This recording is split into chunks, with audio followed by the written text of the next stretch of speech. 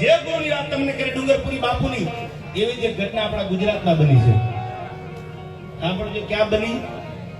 મહાત્મા ઈસરદાસજી જામનગરની કચેરીમાં જામ સાહેબના વખાણ કરે છે. એક પછી એક ગીતો ગાય છે. જામને મોજ આવે તો કઈ નાખી દે.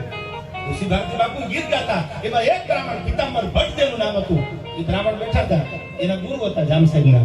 એટલે નજર કરાવે, પિતાંબર ભટ્ટ જો હા પાડે તો હોનામાં રાખી દઉં, કે આપી દઉં. પણ પિતાંબર ભટ્ટ ના પડે, માથું હલાવે, બરાબર છે નહીં, એટલે મોત પાછી વહી જાય.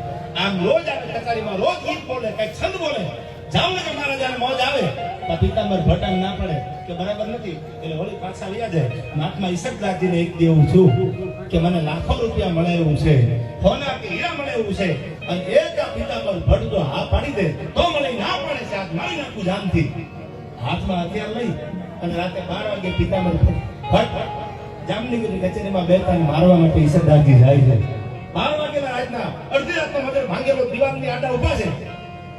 એમાં પિતાંબર ભટ્ટ એમના ઘરેથી એમની અણદાનના રાતે 12 વાગે વાતું કરે છે કે સાંભળ્યું કે એક 22 વર્ષનો યુવાન જામની કચેરીમાં આવે છે અને એવી વાતો કરે છે, એની વાતો માંડે છે, પણ હું ના પાડું છું એટલે જામ સાહેબ એને કઈ આપતા નથી. એટલે ગોરાણીએ કીધું કે તમને વાંધો શું છે, તમારે ક્યાં પૈસા દેવા છે, તો જામ સાહેબને દેવા છે, હા પાડી દો તમે. કે ના, હું ના પાડું છું. મહાત્મા ઈસરદાસજીને હાથમાં હથિયાર હતું, પિતાંબર ભટ્ટને મારી નાખવા છે. આજે આવું નક્કી કરીને આવેલા દિવાલાડા ઉભેલા સાંભળે છે અને એમાં આ વાતો કરે છે કે શું કામ તમે ના પાડો છો, હા પાડી દો. અને ત્યારે પિતાંબર ભટ્ટ એટલું કહે છે, સાંભળી લે. એને ખબર નથી કે સદા દિવાલાડા ઉભા છે. એને એમ કીધું સાંભળી લે. એવો વિદ્વાન માણસ છે, એની કવિતામાં એટલી તાકાત છે, એના શબ્દોમાં એટલી તાકાત છે.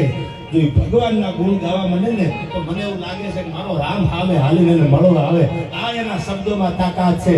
અને આગળું પિતાંબર મારવા આવેલા, પિતાંબર ભટ્ટને મારવા આવેલા મહાત્મા ઈસરદાસજી હથિયારનો ઘા કરી દીધો અને પગમાં પડી ગયા રાતે 12ના ટકોરે. અને પેલો દોહો લખ્યો કે લાગા હું પેલો લડું અને પિતાંબર ગુરુ પાઈ, આ તો ભેદ મહારાજ ભાગવત પાયો જેને પસાય.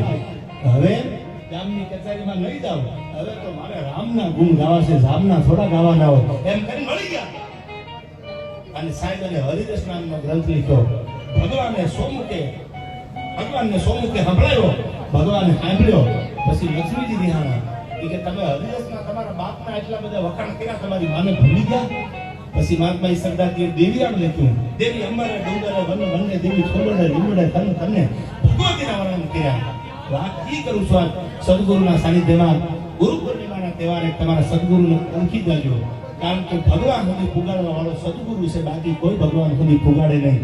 આવી ઘણી બધી વાતો છે, પણ તમારા માટે હું ઘણી વાર કહું છું કે પૈસા દેતા કોઈની પ્રેમ ન થાય યાર.